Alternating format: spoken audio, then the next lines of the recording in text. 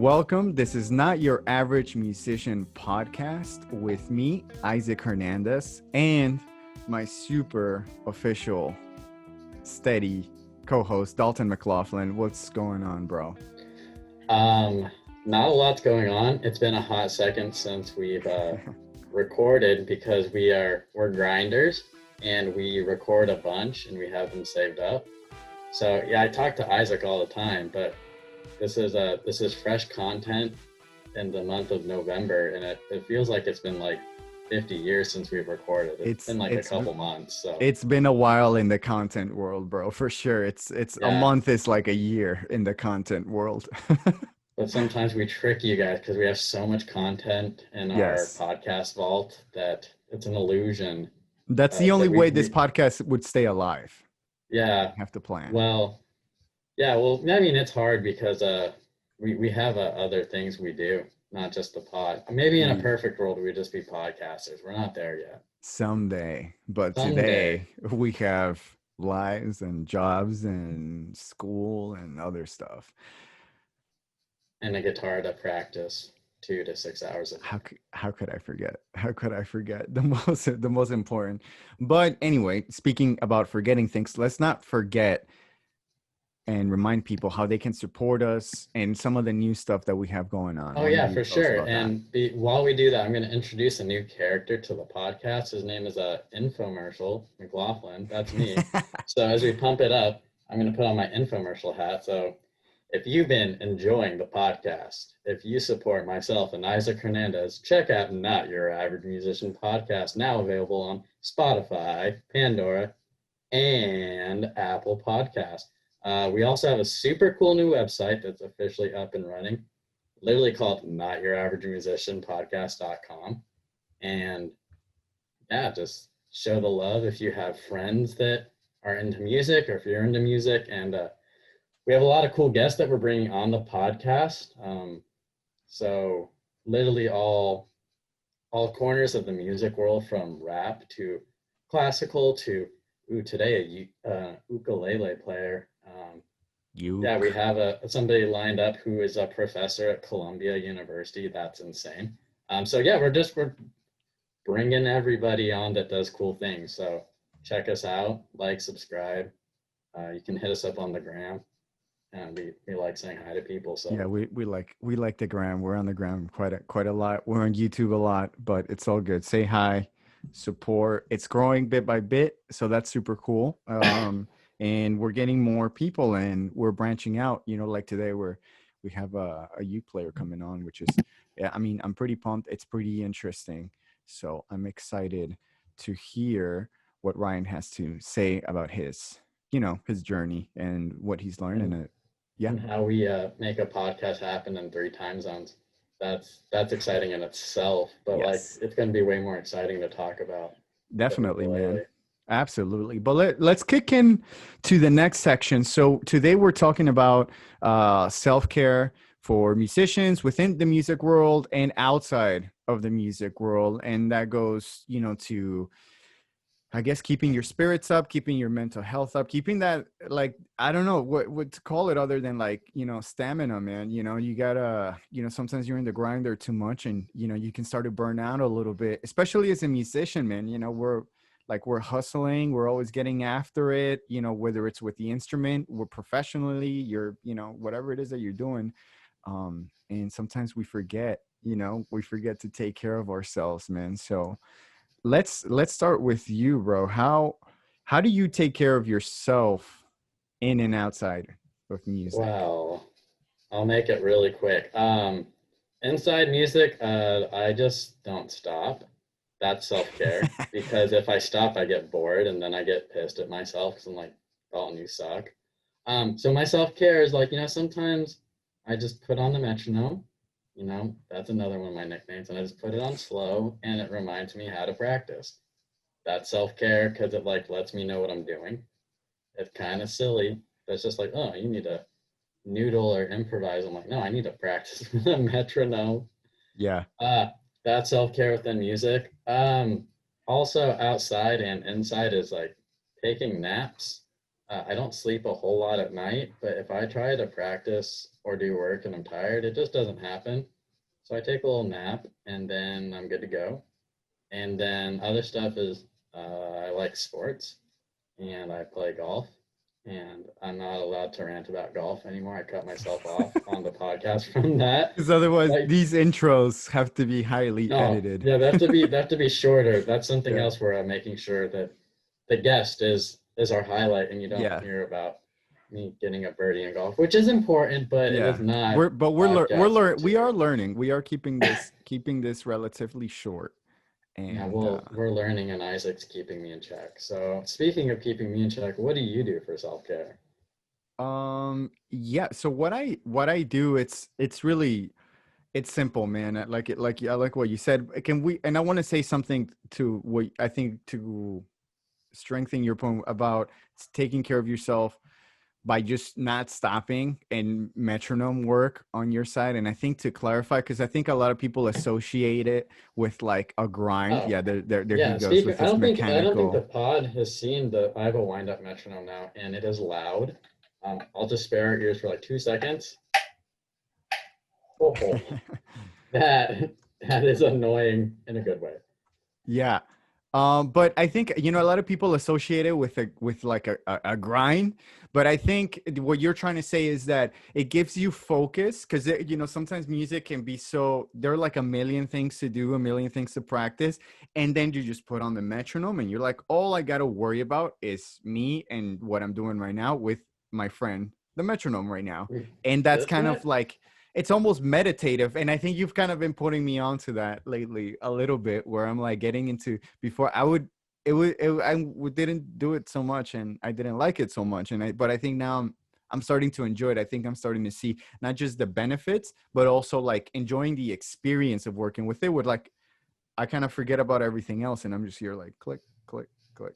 Yeah, and it like lets you know. Like I was playing a piece that I composed, and I didn't realize how much weird subdivisions there were, and like half of the notes are on like the upbeats, and I didn't Yes. really realize it until I practiced it with the metronome really Yeah. slow with subdivisions, and it just told me it's like, hey Dalton, you're actually your rhythms are actually really abstract in this piece. It doesn't Yeah. sound like it when you're going, but it's weird, and the metronome like made me practice it correctly, and now it sounds way better. And I'm like, thank you. This is Feels such good. an Yeah, it's a good old, experience. yeah. Yeah. And But in then yeah. you punch things in Brazilian jiu-jitsu, and you're PRing and deadlifting. So that's another We're self-care, still, right? yeah, we're on the zone, because I was like, I got to start talking about those PRs. Yeah, bro. But yeah, I guess I'll keep it short. But a few ways I like to take care of myself.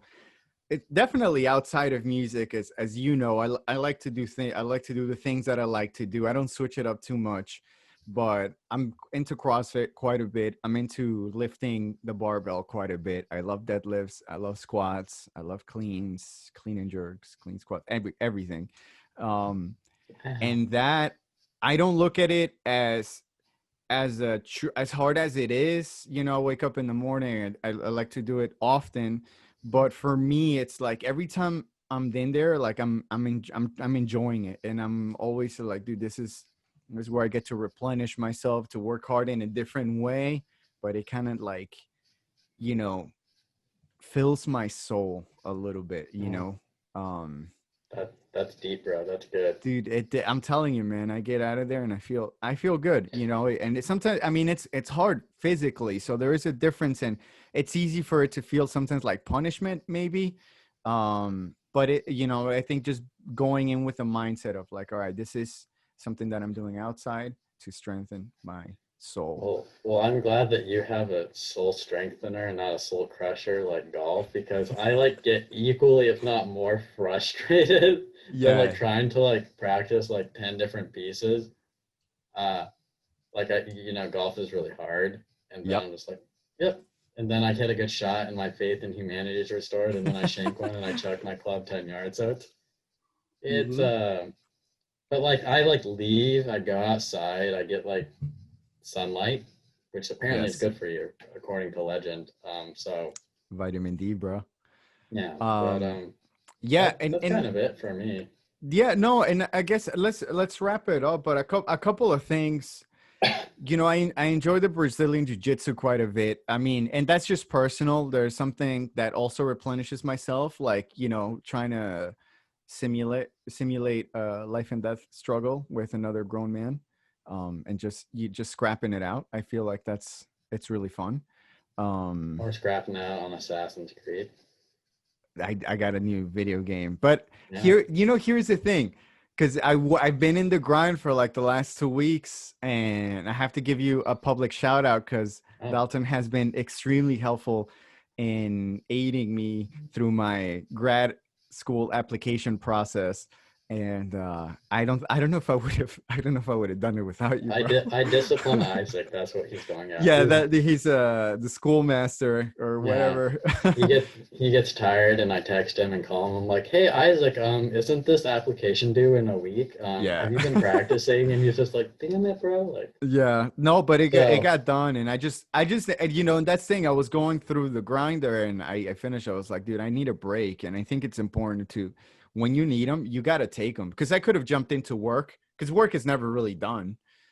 But but it the just, last nugget, yeah, golden nugget, not a chicken nugget, is for self-care is to have friends that support what you're doing because it very makes it a lot important, more fun and it makes you believe in yourself. So dude. that's what that's what we do for each other. That We was believe in excellent. Yeah, ourselves. yeah. We push each other in our the camera's here, There we go. in our weaker areas, because like you've really been helping me with like my practicing correctly, and not like like a sloppy rock guy that plays Oh, pentatonic scales.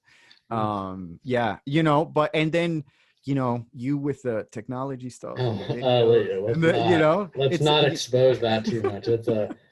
I get very get very frustrated very fast. I'm like, man, yeah. sometimes I last thing I made a test for the kids, the high school kids, and Google Classroom wasn't cooperating, and I had 9 like blank tests on my Google Drive for the high school kids. I'm just like, well, I probably hit the button too many times. Maybe, One could assume.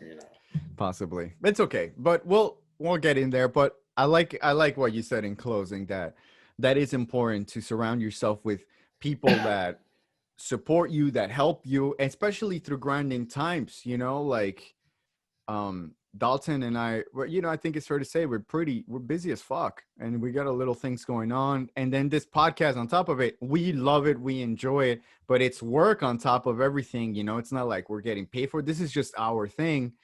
And Not getting paid for it yet. not yet. Yeah, I like that. But if it was just me, this podcast would have died. I'm No. 100% sure that it would have died. But we've kept each other going. So take care of yourselves out there. And in any way, you don't have to play golf. You don't have to wrestle grown dudes. But just find Do the things something. that replenish you. This is the Yeah. point. And I'm done talking now. All right. And speaking of Right. that, Yeah, let's bring Ryan on. let's bring Ryan, our guest, on, which he is here. So now on the Not Your Average Musician podcast, we'd like to welcome Ryan Coad. And Ryan is a native Hawaiian where he's a young emerging solo ukulele artist.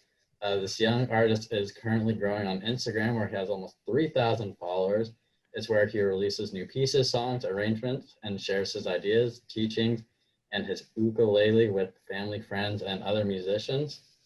He's currently working on his debut album titled Dawn. Welcome to the podcast, Ryan. Thank you for having me. Stoked to be here. Awesome, dude. Ooh. Thank you. Yeah, for sure. You're first Hawaiian or first uke player. So it's a lot of firsts. So that's super exciting. Let's dive right into it, man. Can you tell us a little bit about, just the basics, like who you are, what you do, how you kind of got started with your instrument, how that came about? Cool. Okay. So, who am I? My name is Ryan. Last name is Coad. Looks like Coad, but it's pronounced like you would say Toad. So it's Ryan Coad. I am 24 years old. I'm currently living on the east side of the big island of Hawaii. I am currently going to school for biology, although I have actually just added on psychology to my major as well. So I'm now double majoring in psych and bio. Hey, yay for everything on my plate. That is, I started doing that after I had done my 4-year stint in the military. I was in the Air Force for 4 years, was all over the place. We could dive into that for more of the conversation if you'd like. And then prior to that, getting more into the music related things, when I was a young boy, my father, he took me to this, no, when I was about 10 years old, my parents got me my first ukulele for Christmas. And at the time, it was just a $100 little something from Costco. So, it's just a toy. Essentially, it was just a toy. But they wanted to kind of start instilling a little bit more music in me. And my dad, at the same time, he had also gotten an ukulele, something a little bit more pricey than mine. And he was all about strumming and singing and learning all these songs from his era. And I started by listening to what he was doing. Dad, that sounds really cool. Can you show me how you're doing that? Okay, yeah. I got it. And I picked it up reasonably fast enough to kind of piss my dad off a little bit, but also get him excited. He was like, oh, how are you getting this so easily? And so after I had done that a couple of times with some of my dad's pieces of music, things like Dust in the Wind, Tears in Heaven, just those kinds of classics. After I had done that, we had discovered this artist named Jake Shimabukuro. You may or may not know this name. Jake Shimabukuro is the top of top ukulele player in the world. And at the time, his one big banger was While My Guitar Gently Weeps. And with that song, I saw that, I watched the YouTube video, I was absolutely fascinated with how the heck can this guy do this? My dad looks at my passion for this specific song, and with the intention of getting me to play more music, he was like, okay, tell you what, Ryan, if you can learn this song in 4 weeks, I will take you down to Bounty Music, which is our local music shop. I'll take you down to Bounty Music and buy you any ukulele you want, hands down.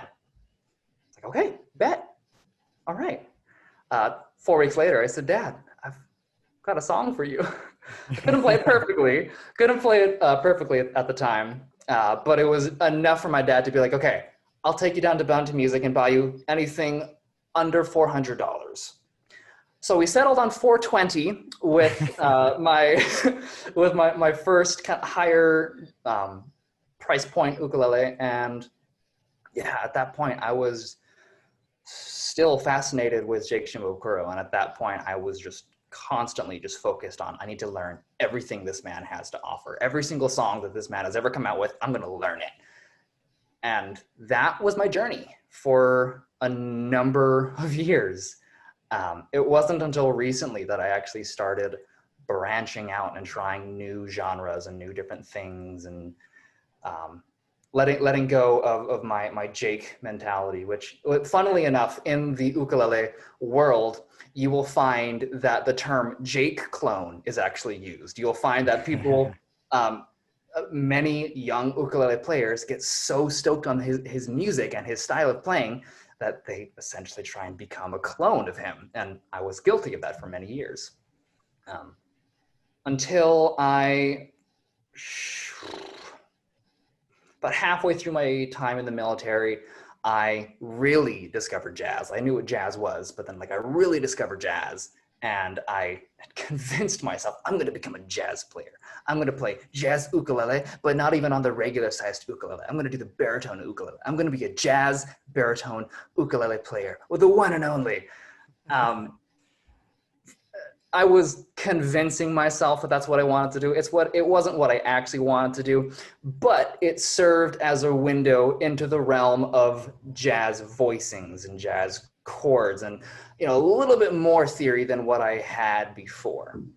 And with that as kind of my new-ish foundation, exited the military, came home, found a local instructor at one of the local music shops. We're on a different island now. Before that was on Maui. We're now on Big Island.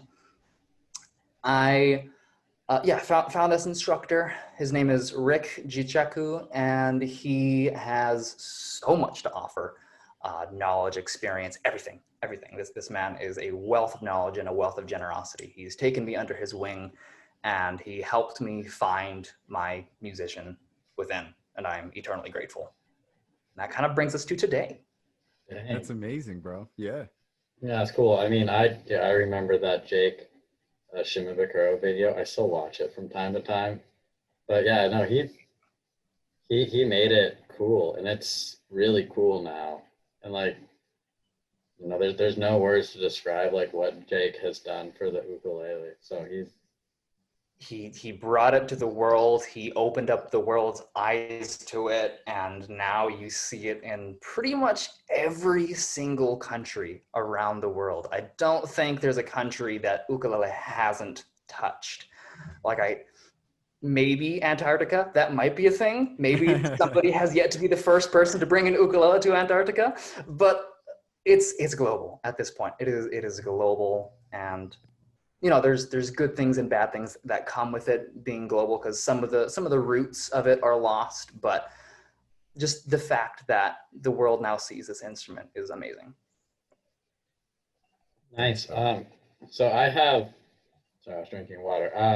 A question that I am like curious, because you are, and if we kind of butcher the pronunciation of like, because you say like Hawaiian and Hawaii, like so like native Hawaiian, and I don't. So I'm just like, I'm like, hopefully I'm close enough. But other than being from there, like what has drawn you to that particular instrument? Is it just like it's in your like culture, it's in your soul, or is it like, is there things about playing the ukulele that you're like, oh, like I like that I can play polyphony, or I like the lyricism, or I like the tone? Like, is that something you've ever kind of thought about, or no? I would say that the main reason for it coming in initially was just the fact that it was around. Like when I was in 6th or 7th grade, we had ukulele classes as part of our curriculum, and there we learned. Actually, I still to this day I know how to play the Pink Panther theme, very basic version of it. And it was that, I think, that kind of cemented it in, that, and then just watching Jake Shimabukuro do his thing on it, because beyond that, the general vibe that I wanted to express through my music for a number of years was actually through guitar. I really wanted to be a fingerstyle acoustic guitar player. Like I'm hoping that you have seen the video John Butler Trio playing Ocean. Does that ring a bell? Of course. Okay, good. So that was one of my big, like, boom, okay, we're starting to get into the realm of the kind of inspiration that I want to deliver with my music. And so I had gotten into acoustic guitar as well. And I still have it. I still have a guitar. I still pick it up from time to time. But something about the ukulele keeps bringing me back. Maybe it's just the fact that I play it better than I play guitar, or maybe it's something, you know, beyond that brings me back. Who knows?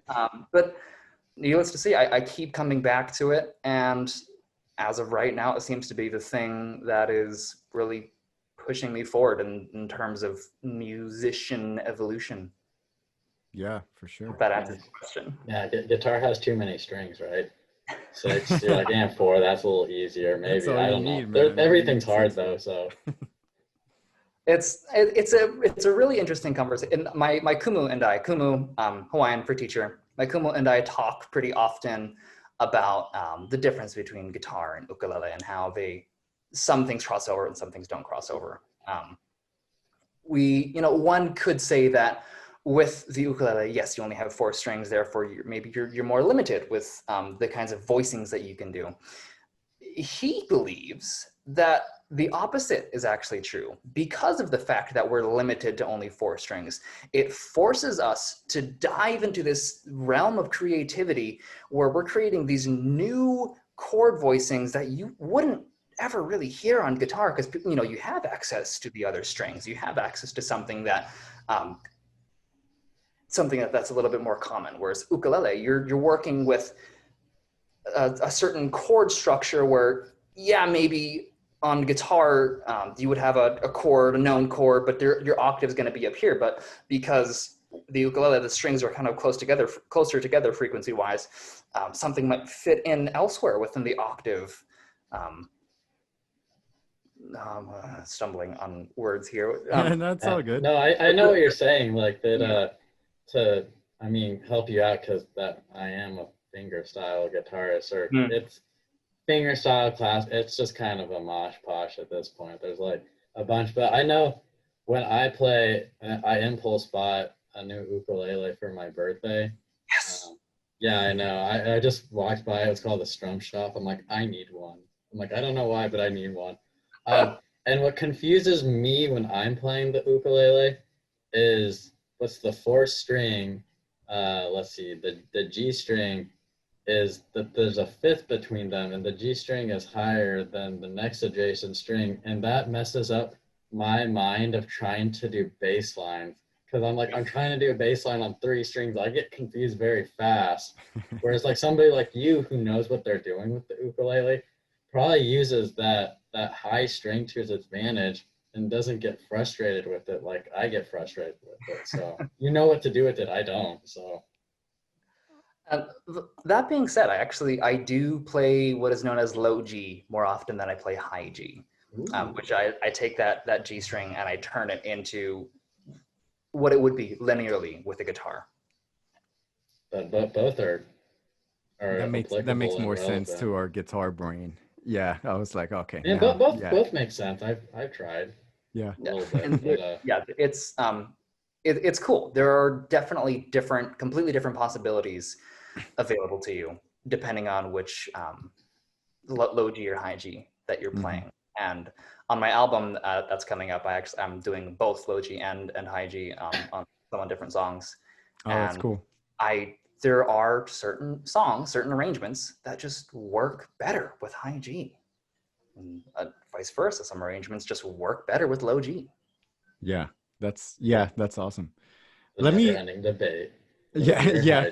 You should hear Dalton and I, because I'm a electric guitar player, and we're always but both guitar instruments, but we're always going back and forth, not necessarily about which one is better, but like I can do this on this one, but you can't do this on electric, things like that, and but this works better here, just the nuances, never ends. Just super nerdy talk. But let's keep going. So I like how you mentioned that the uke is now like a worldwide instrument. I guess, so to speak, the general public they know what it is. It's not like they see it, and I definitely it came me by surprise when Dalton told me, hey, I have this guy, he plays ukulele, and I'm like, that's interesting. I haven't thought about it, and I was like, all right, that's cool. And is that a conversation that comes up for you, like occasionally, regularly, about oh, I'm a musician, what instrument do you play? I play ukulele. Is that do they perceive it as like you said, maybe like is it more of a toy, a hobby, or like a serious instrument, quote unquote, whatever that even means? I'm curious about what that's like, that the uke being your primary instrument and just navigating the music world with that. Yeah, no, it's a really good question, and it gives me the opportunity to answer on a couple pretty important points, I feel. Most often when I do say that my primary instrument is an ukulele, first off, people are like, the what? The what? Oh, the ukulele. Oh, okay. My correct pronunciation actually throws them off. And then beyond that, they kind of understand it like it's a toy. They think, the ukulele. So are you like transitioning to guitar anytime soon? No? No? Why not? It's not, it is a worldwide, world-known, globally known instrument, but the majority, I would say, perceive the ukulele as a toy. And that is unfortunate because there are quite a few players out there that treat it like a serious instrument. And then that brings me to my second point, which is you do find within the musician community, people understand. People will, like, I've had it said on one of my videos, actually, amazing, amazing compliment. They said that you treat it like a serious instrument. And when you treat it like a serious instrument, we perceive it as a serious instrument, which is awesome and exactly what I want to kind of communicate with my music, is that this is a serious instrument. And the possibilities with it in regards of like being seriously used, there's a lot more than you would imagine. That's all. Yeah, that's Yeah. awesome, and I definitely like that. Like the seriousness that you approach to it, that can be transmitted to the listeners. Plus, I feel on any instrument when you shred, like I was curious about the ukulele world, and I came across your video. I'm like, bro, Ryan's shredding, which just means you're playing really well. I'm like, oh no, Dalton is having connectivity issues. Oh, Let's give it a second. gotcha. It's just the realities. like now Ryan's. There you go. I You were think gonna we're say back. something really nice. I can feel it. Go for Yeah. it. Okay, we're back. It's my fault too. It says my internet's unstable. Dang it. Okay, so we'll rewind. Yeah. That I think for me, it doesn't matter what instrument, if you are convincing, and when I was going through and I was curious about the ukulele world and other instruments, I came across, I'm like, Ryan Coad. I'm like, whoa. I was like, all right, this is not a toy. I mean, I know it's not a toy, but like, looking on ukulele, you see people playing the same few chords and singing, which like, for me, like, I'm always drawn to instrumentalists more, just personally, because that's what I am. I like both, and there's definitely a lot of merit in very good singers, but I'm just like, I'm like, he's doing polyphony on ukulele. I'm like, yes. And then boom, you got me. Polyphony on that instrument like speaks a ton of merit in the book of Dalton. So I just think like whenever you hear to somebody shred on an instrument that isn't generally getting shredded as much as it should, and then shredded isn't like a good thing, not like actually shredding an instrument, but like oh, like you're used to, everyone always thinks of the ukulele and they're like, oh, somewhere over the rainbow, you just sit on the beach in Hawaii, play it. Like that's what like the Californian people think. Partly true, it's half true, I would say. But then you shred, and man, dude, that's all we need. We need a shredder, and you're convinced us. So it's serious to me and serious to Isaac. So Thank you. No, I think it's interesting that you use the term shred. When you're using the term shred, are you specifically referring to times where I'm playing particularly loud or fast, or just in general applying a lot of musicianship to the ukulele? just good playing. Shred. You can shred the slowest piece in the world. Okay. Gotcha. Yeah, that's another topic that I probably could ramble on for quite a while.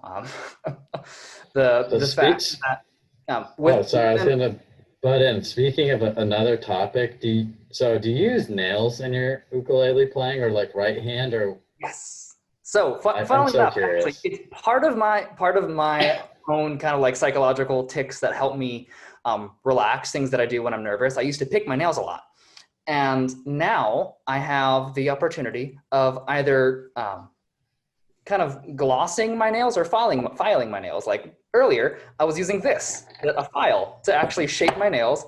Yep, there you go. And I currently have some extremely fine grit sandpaper that, yeah, there you go. I literally filing my nails. Yes, I pretty much treat my nails the same way that a classical guitarist would treat their nails. Even every now and then I follow my Kumu's direction in, I do an olive oil soak or I'll use what is known as the Pepe Romero method, which is using the oils on your face to smoothen up your nails. Yep, there you go. Yeah, no, I use nails most of the time. And as you probably already know, as a fingerstyle classical guitarist, the different kinds of emotion that you can bring to a specific note, so like a single note, the different kinds of emotions you can express with it with, like, okay, are we using 100% nail? Are we using nail at a little bit of an angle? Are we using combination of nail and flesh? Are we all using only flesh? You know, million different kinds of personalities you can apply to is even just a single note based on what you're using to strike it. This is all music for Dalton's ears, bro.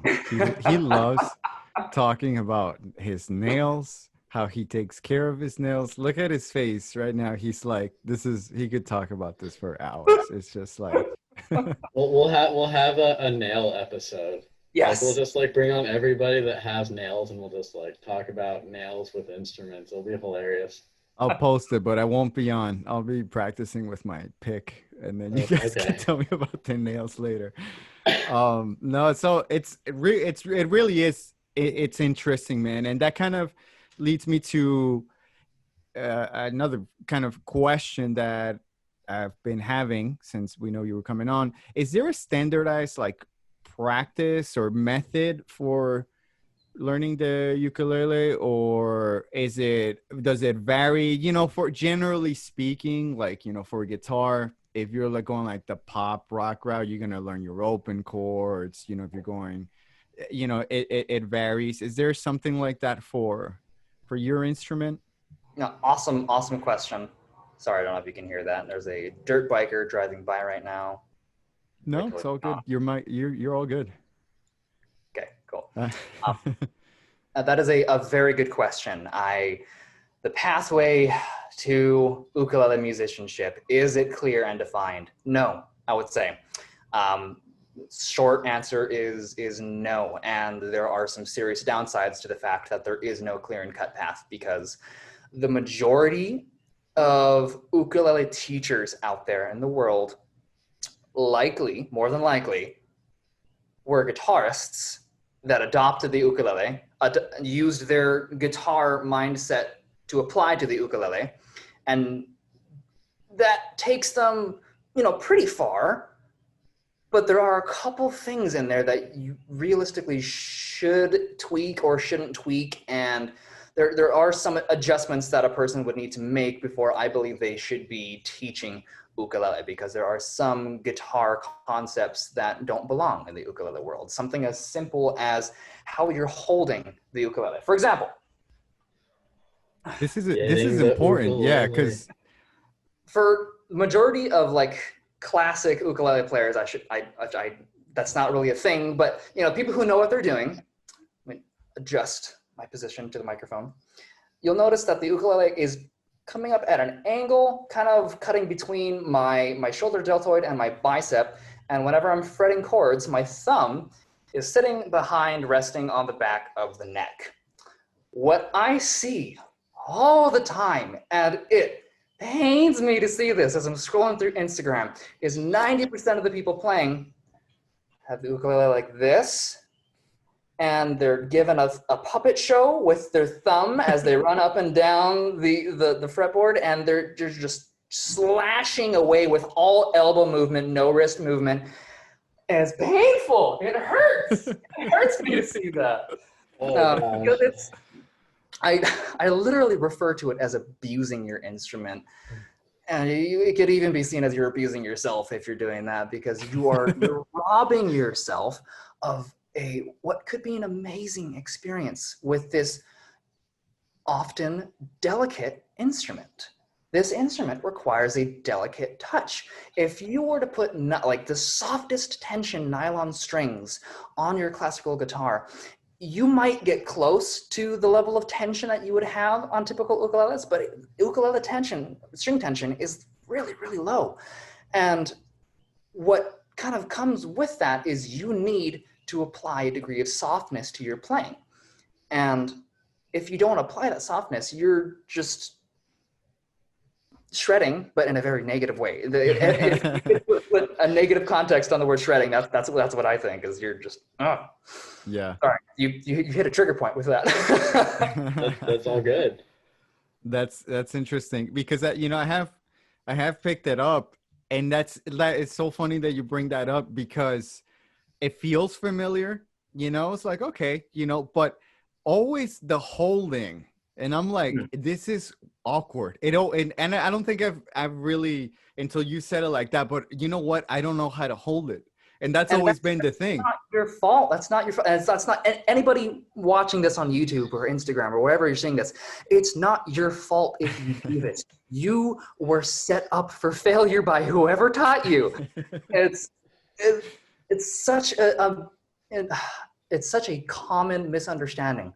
Ukulele ergonomics. This is something that my teacher teaches all of his students. When I walked into his office, or his music store rather, that was one of the first things that he addressed with me, even though I was already doing 90% correct ergonomics. He still made sure that was the first thing that he addressed, because that is what makes or breaks a musician. That's what, my sister, she tried to pick up guitar when she was younger, but because she didn't quite understand the proper ergonomics for it, everything that she was trying to do was painful. Her wrist hurt, her fingers hurt, everything was cramping, and she gave it up. She could be playing music right now. She could be a fully fledged classical or whatever she wants to be guitarist. But because her teacher set her up for failure by not teaching her the proper ergonomics, here we are. Yeah, it's important. It's important, man. It's crucial, I would say. Team Footstool over here holds the ukulele similar to a classical guitar. So I'm like, I feel this deep in my heart. I'm like, I relate to the sitting issue. Like it's a real thing. And then I kind of wanted to ask, do you use one of those fancy ukulele kind of neck strap where it goes in the sound hole to help you, or do you balance it yourself, or so what I have, I've got what I'm guessing is a classic just guitar strap where you have the strap on there and there, and bing bang boom. You adjust the length of everything so that it assumes that position that I was talking about. You're coming up at this angle to where if you're fretting different chords, your thumb majority of the time is comfortably behind the neck, and you have enough space to do whatever you need to do with it. Does that ukulele have friction pegs, or is my eye deceive me? No, it does not. Friction pegs. Oh, sorry, friction pegs are not normal mechanical tuners. Are they friction pegs, but they're actually tuners? These are called Goto tuners. Goto. I think there's an H in there. I don't know the science behind it, but it's better than friction. I'll tell you that. It's okay. I'll keep myself on a short thing. It's guitars way back in the day before they now we're getting a brief history lesson about tuners. Is it that it's like violins where you push it into the scroll, right, which is the headstock on a violin, and that's what holds it in. And guitars used to be like that, where you had to push it in and instead of just like turn it. So I don't think those are friction pegs. They just like have the friction peg look, right? Like you don't actually have to push it up to make it stay. You just twist, right? There are proper friction pegs on some ukuleles, and the much older builds had friction pegs. We don't really see it too often anymore. Every now and then you do see it.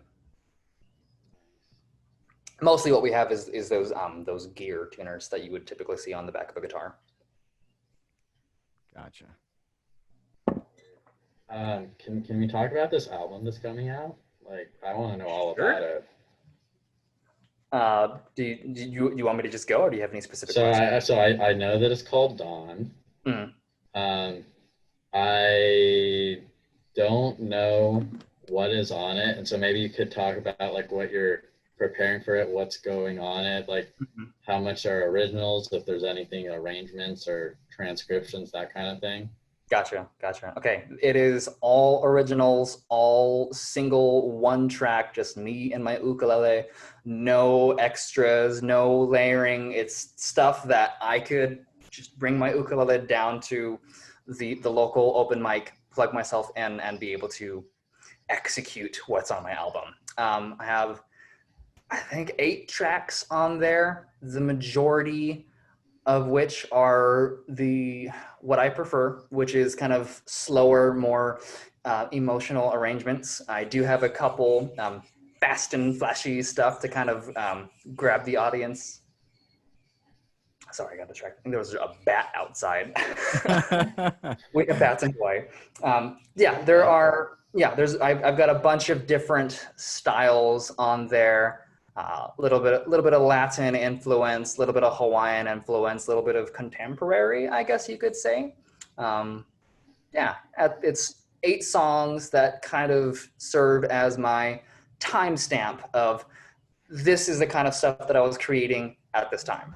And funnily enough, that already is changing. Like if I wasn't strict with myself, I would continue rearranging these arrangements over and over again, and this album would never exist. So I'm having to be strict with myself and just perfect the execution of these 8 tracks, mix it, publish it, put it on Spotify, put it on YouTube, done. Okay, now we can focus on the new stuff. That's cool. That's hard. That's hard, man. Like, yeah, because it's, you make something that's like, oh, well, this could make it better or more interesting or, whatever. And like you said, you'll never be done. It's, extremely hard to pull yourself back in that way. Wait, when is your album coming out? So, assuming everything goes to plan, I aim to have it out mid-December. Oh, okay, great. That's assuming everything goes to plan. I'm actually quite not well versed in the realm of posting things to Spotify and whatnot. I plan on paying the extra money to where I know specifically what date the album is going to be coming out through DistroKid. I don't know for sure like the specific timeline for that though. Who knows? I might go to submit the stuff at the end of this month and they're going to be like, oh yeah, it'll be ready mid-January. And I'm like, okay. Yeah, nothing to do about that. But that's the one service I would recommend. I know many people use it, so gotcha. Not to plug anything in or whatever, but yeah, it's usually pretty good. Cool. Yeah, very very cool, man. So I definitely look forward to checking that out. And would you, just to kind of start wrapping up, would you have any tips or advice for people interested in taking up the ukulele? Absolutely, yes. I actually planned on making, once I start launching my YouTube channel a little bit more aggressively with more content, I want to have a video explaining exactly this. But ultimately, it is good to find a teacher. There are hundreds of YouTube tutorials out there, the majority of which will probably not set you up for success. You need somebody who's going to teach you proper ergonomics. You need to find somebody who knows what they're doing on the ukulele. And there are quite a number of teachers out there who realistically don't, which I know is that might trigger some people, but that's just the reality. If you don't know like the classic training behind ukulele, which there is no classic training behind ukulele, you run the risk of setting your students up for failure. And I don't want to see that. I want to see as many people picking up the ukulele and enjoying it as possible. For that to be realistic, if you're interested in picking up ukulele, seek out a teacher. Seek out somebody who knows what they're doing, and they will be more than happy to show you the right ways of doing things. That's great. That's great advice. Having a private instructor is what took me the furthest. That is where like my progress was going up. Private teacher, boop. Okay, cool. Now we got a new plateau. I can't speak highly enough for teachers. That is essential. Not essential. It's good. Yeah, I would say no. I would backpedal and say it's pretty essential. Yeah, well, because I'm primarily what I do, I teach guitar, and Dalton is not so much now, he's busy with other stuff, but he also teaches guitar, and that's something we talk about all the time. It's just like how important, because like you said, there are millions of YouTube videos out there. Not that it's not people don't know what they're doing, but you don't have somebody like showing you, adjusting you, and like Yeah. tweaking And you.